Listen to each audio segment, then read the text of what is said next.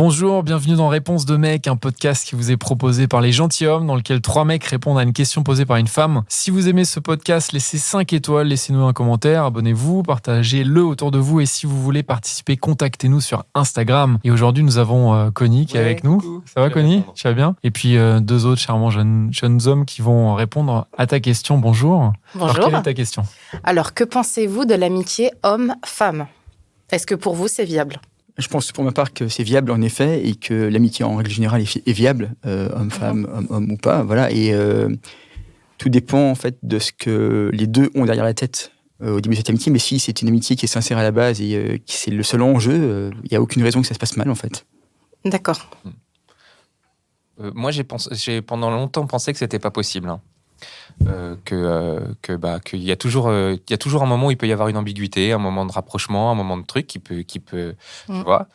Et avec les années, en tombant amoureux aussi d'autres personnes, les autres femmes ne deviennent plus un objet de désir. Et du coup, là, l'amitié est possible. Moi, je le vois comme ça. Donc, tu dois être en couple, en fait, c'est ça ? Oui, pardon. C'est ça ? Oui, je suis en couple depuis une dizaine d'années et amoureux. Et effectivement, j'ai beaucoup d'amitiés femmes parce qu'il n'y a plus d'ambiguïté. D'accord. Mais si tu redeviens demain célibataire, est-ce que tu pourras toujours conserver ces amitiés ? Oh, elle est cruelle. C'est quoi ce podcast-là ? J'en sais rien. Là, Voilà. C'est une très bonne question. J'en ai aucune idée. Je peux pas répondre. Je sais pas. Ok. Et t'as beaucoup d'amitié aussi pour ta femme, justement, pour ta compagne ? Le mec, il commence à chaque fois. Regarde, on a des invités qui veulent parler. Là. Ouais, je sais. Je te sauve du coup. Ouais, tu peux. Moi j'ai été dans le même cas que toi. En fait, pendant longtemps, moi je pensais pas à l'amitié homme-femme et je couchais avec toutes mes amies. Et jusqu'à ce que je réalise, il y a pas très longtemps qu'en fait j'avais plus d'amis Ah oui. femmes et que du coup ça cachait quelque chose d'assez dysfonctionnel.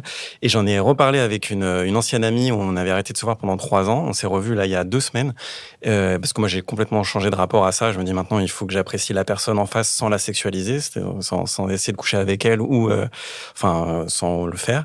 Et elle m'a dit c'était très angoissant d'être ton pote, même si j'avais envie d'être ton pote, parce que soit je faisais partie de la catégorie des nanas que t'avais ken, soit je faisais partie de la catégorie des nanas que t'as les ken. Et elle m'a dit il n'y avait pas une troisième voie, et du coup c'est pour ça que c'était mieux d'arrêter de se voir.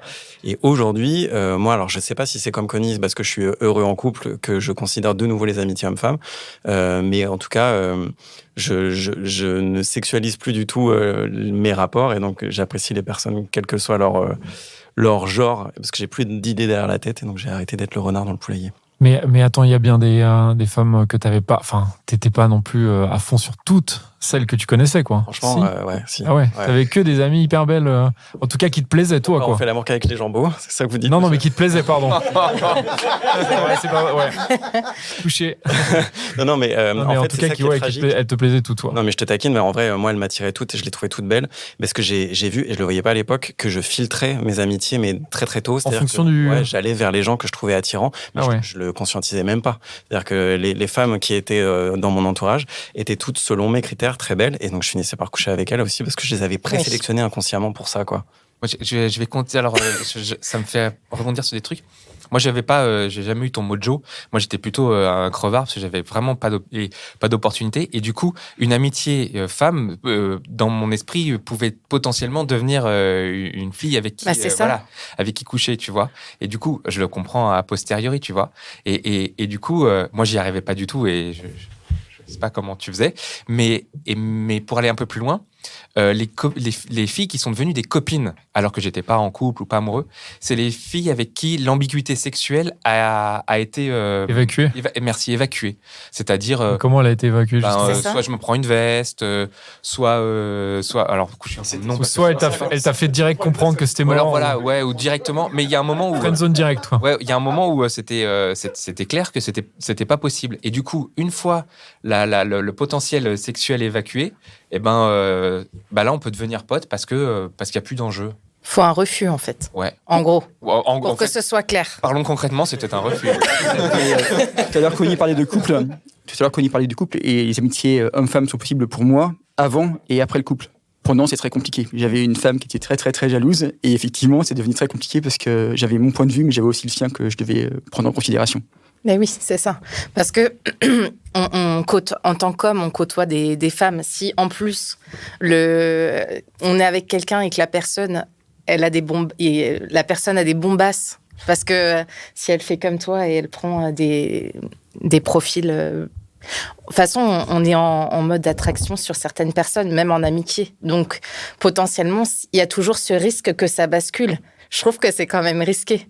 Vraiment, je ne vous parle pas de potes, je vous parle d'amis qu'on voit régulièrement, on passe des soirées. Il y a quand même un risque, quand même, quand on est en couple. Mais alors, du coup, ce n'est pas vraiment une amitié si on ne peut pas la voir, cette personne. Alors, je disais que mon épouse n'était pas du tout fan du fait que j'ai des amies femmes, mais j'en avais et il n'y avait aucune ambiguïté dans ma tête. En fait, c'était très clair, quoi. Et elle te plaisait ? Elle me plaisait, oui, il y en a qui me plaisaient, mais c'était clair pour moi, en fait. L'amitié, c'est une chose. Peut-être coucher avec ou... C'est très clair que tu allais peut-être coucher avec, c'était ça ? C'est ça, oui. Non, c'est très clair que c'était pas du tout un projet. Même célibataire, du coup. Ouais, moi je veux bien me mettre en danger aussi. Je suis d'accord avec toi. C'est que effectivement, c'est pas parce qu'on est en couple que on peut pas reconnaître un potentiel attractif chez une amie. Hein, tu vois.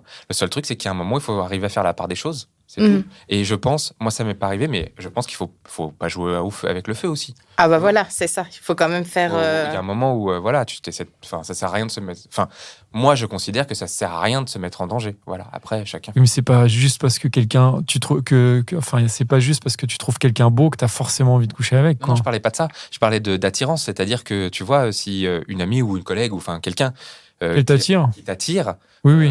Et même si elle t'attire, t'es pas forcément obligé de te dire bon vas-y j'y vais quoi. Tu peux juste te dire elle m'attire, je la trouve bien, elle est hyper séduisante. C'est exactement ça. En fait j'ai. Exactement ça. Ça sert à rien. T'es pas obligé. Est-ce qu'on a répondu à ta question ? Super, merci. Bon, merci beaucoup. Alors, c'était encore un super podcast, un super épisode de Réponse de mec. Je suis sûr que tu connais au moins 5 personnes qui se posent la même question. Alors, partage ce podcast autour de toi par SMS, par WhatsApp, dans ton Facebook, sur Twitter, TikTok, Snapchat, partout, même sur LinkedIn, n'aie pas honte. Et si tu en veux plus, écoute nos autres podcasts. Les Gentilhommes, c'est vrai que j'avais oublié, on fait aussi les Gentilhommes, c'est incroyable. Ouais. La Outline des Gentilhommes aussi, ouais, c'est ouf. Et Réponse de meuf, évidemment. Allez, ciao.